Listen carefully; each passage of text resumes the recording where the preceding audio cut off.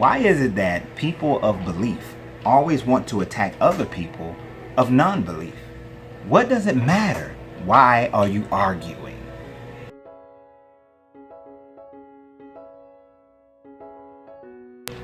Yo, what's up everybody? How you doing? This is your Coach Renz, and this video has been prompted to me based on a conversation I had last night and a Facebook post I saw this morning. Now, before I go any further, I want to thank everybody who supports the channel. If you're not a supporter, go ahead and hit that bell icon and hit that subscribe button and support the channel on YouTube. I greatly appreciate it. For even more support, become a patron. I would appreciate that as well. Or if some people want to do a one-time hit, here's my Cash App is on here as well. I appreciate all the support that you guys give that enable me to be able to do this channel. And by the way, I'm going to take somebody's advice and I might look to start separating the channel into different subject matters. Let me know what you think about that. If I can do it within the channel, I'll do it. But if I have to do it on separate channels, I'm not sure if I'll do it that way. But if I can create it within the channel, then I'll create it within the channel. So last night had a very great conversation. Conversation centered around the point that too often people find themselves in arguments. And I found myself in these situations a couple of years ago where it seems like I was just arguing with people. I was spending the majority of my day arguing with people of a belief that I didn't agree with, but there was no purpose to it. It was just an endless cycle of conversation, of arguing, of this point and that point, this point and that point, when at the end of the day we walked away still believing in our own points. So after a time, I realized how much energy and time I was wasting on people who just wanted to argue because of maybe some insecurity within their beliefs.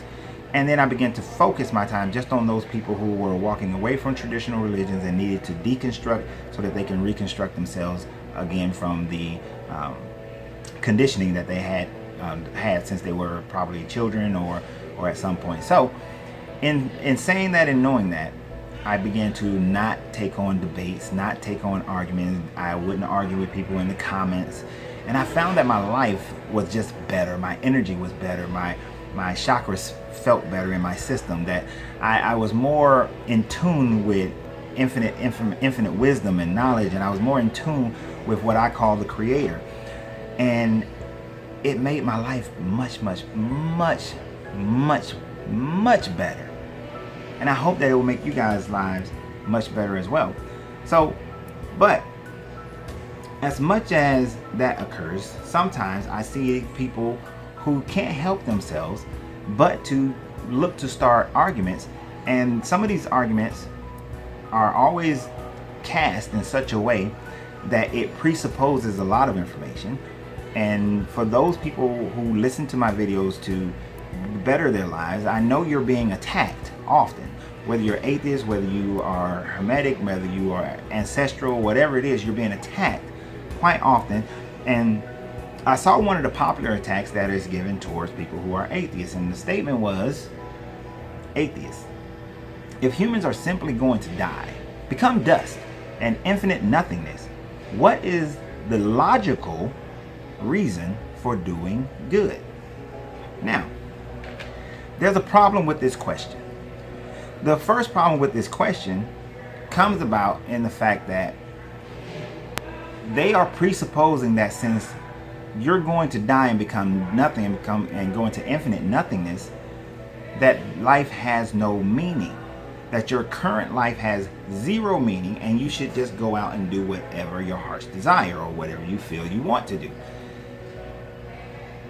Given the idea that life has no meaning simply because a person believes it goes into nothingness, that you just die and there's no consciousness that goes into another realm of understanding. If you believe that, if you're atheist and you believe that, his question presupposes that you have no need for morality because there is nothing after this life, that life has no meaning, when in fact, the mere fact that you are conscious, that you can recognize the perspective of things that are good for you or bad for you. And notice I emphasize for you, good for society, bad for society, based on your perception. That in itself, the consciousness that you have in life now, is why there is the idea of doing good. But that is all based on perception. Hitler believed he was doing good. Mussolini believed he was doing good. Mother Teresa believed she was doing good. Gandhi believed he was doing good. Martin Luther King believed he was doing good. George Bush believes he was doing good. Donald Trump believes he's doing good. Obama believes he's doing good. For the most part, most people believe that what they are doing, they're doing good. Even those who create cult churches and then mass murder people like Jim Jones, David Koresh, they believe they're doing good. So good is a perspective of the person, not what you think good is. And simply, even if you believe that life ends after this and there is nothing afterwards, there is the idea of love. Love is an emotion that you're still going to have. You have a baby, you have love for the baby. So you want to give the baby the best opportunities, the most wonderful life that they're going to have. As a matter of fact, if you believe that life ends into nothingness, you actually put more emphasis on magnifying every moment because you realize how limited life is. Think about that for a second. A person who has a belief in an afterlife, or like me, that there are other realms of understanding that your consciousness will go to. If a person like me says that this life is precious, but it's not as precious because there is another level that I will go to. So if I don't maximize every moment of life here, I have other opportunities. If you believe in reincarnation, you believe you have other opportunities. Heaven and hell, you believe you have other opportunities. But to a person who believes that life ends, then these 80 years, 90 years, 100 years, whatever amount of time they have, is the most precious thing that they have. Therefore, since it is precious, it is within them to think that I must do the most with it, show the most love, the most consideration, the most justice, to show that if I have a child, to show them the most love. If I have a wife or a husband, to show them the most love, to get as much out of this existence as possible, because this is it. This is it. There's nothing else left. You see, you presuppose that the basic human mind would automatically go to the negative if they don't have any meaning to it. But a person who's atheist actually could put more meaning to this existence than a person who has a belief system that promises them an afterlife. So your question presupposes that these people are going to flow to the negative, that there is no meaning to life afterward. And that is where you have gone wrong. That's where you're misunderstanding and not understanding the mindset of a person who says that this is all I have. I have nothing else. I have nothing left. If people took that approach towards choosing their mate, that you only get one shot, one time to choose a mate, one time, then you will be much more careful in the mate that you choose. You'll be much more careful in how you conduct yourself with that person, because you'll know that that is it. It's your one shot, your one opportunity. That if you mess it up, there's nothing else. There's nothing else. So you will be even more cautious and more prepared and take more care and consideration towards that endeavor. But people don't have that perspective, so they don't take it. They don't take it. Now,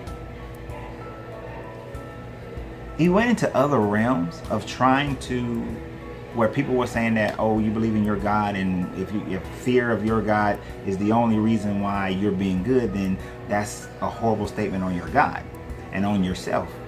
And he would deflect that by saying that he didn't bring up religion, not saying anything about religion. Well, you brought up religion as a theist. As soon as you brought up the atheist, you're bringing in a religious connotation to the argument. So to try to deflect and say, no, just give me something logical, there's no reason to. I mean, you've already brought religion in, so you must accept it and defend it. Otherwise, you make yourself look ignorant, because you look like you're just trying to, I got you. But in truth, you get no one. You get no one. And of course, the arguments go back and forth between people who are religious and people who are not. People who are hermetic, people who are ancestral, people who have different beliefs. But at the end of the day, what's the point? What is the point? There is none. Because at the end of the day, everybody faces what you would call death alone.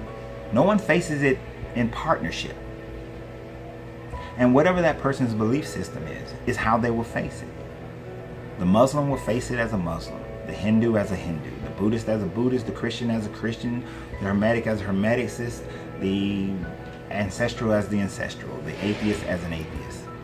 And people love to say, well, if I'm wrong, then at least, I lose nothing. Well, that depends. If the Muslim is right and you're wrong, you're going to Muslim hell. If the Buddhist is right and you're wrong, you're reincarnating as a butterfly. So it's not a valid argument either. But arguing serves no purpose. And I want you guys to stop arguing. Just stop. Someone wants to argue with you.